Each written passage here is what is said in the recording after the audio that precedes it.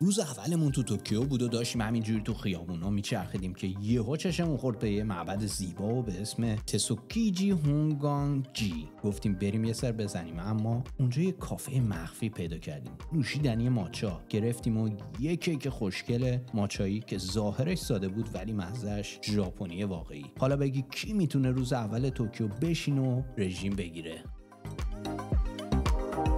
یه چیز جالب توی ژاپن اینه که جلوی کافه ها ماکت غذایی پلاستیکی میذارن. منو رو 3 بعدی میبینی، بعد دوباره گرسنه نمیشی. خیلی جالبه نه؟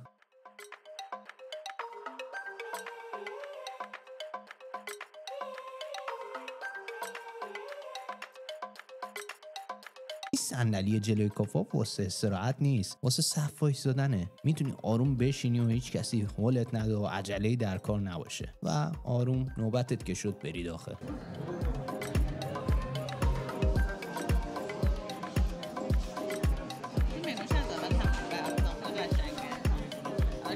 ببینیم منو رو چقدر رنگ و رنگ، انگار یه رنگین کمونی از غذاها درست کردن باش.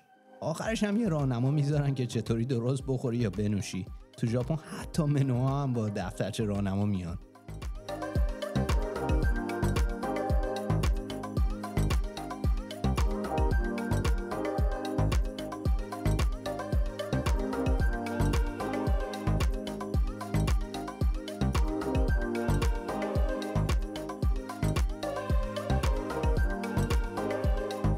مخصوصا چای ژاپنی یه راهنمای خاص داره که چطور باید نوشیدش. حتی گارسون هم با مهربونی همه چیز رو توضیح میده.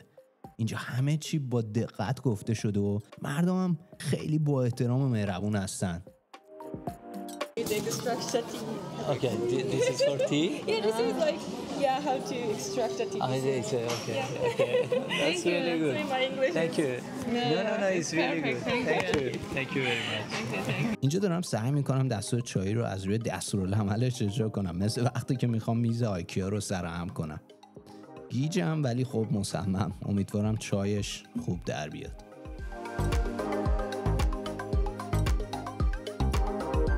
حالا باید یه دقیقه صبر کنیم اینو تغییر رنگش رو ببینیم. چای قهوه پهلو منتها به ورژن ژاپنیش. اونم اسمش چی بود؟ کیک ژاپنی.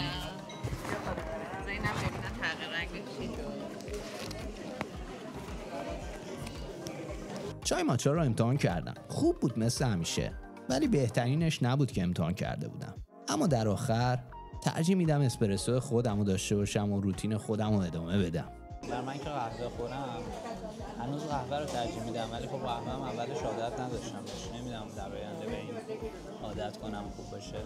این ریچ ماچا ترین فرامیو پرفکتوره رو امتحان کردم. سرد بود و کم شیرین بود که خیلی دوست داشتم.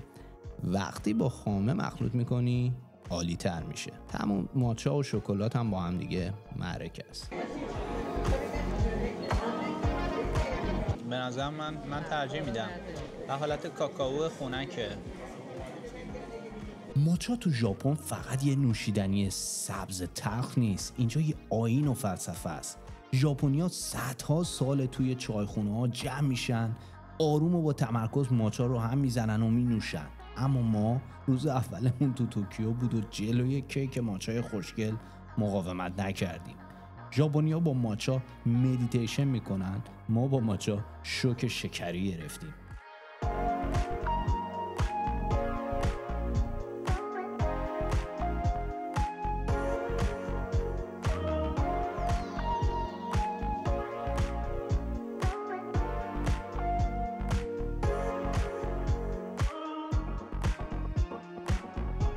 در آخر روز اینا رو پرداختیم. برای کیک 835، ماچا لته 660 و چای داغ ژاپنی 600. این نمره ما به کیک حدوداً 9 از 10، ماچا لته 8 از 10 و چای داغ ژاپنی 6 از 10 بود.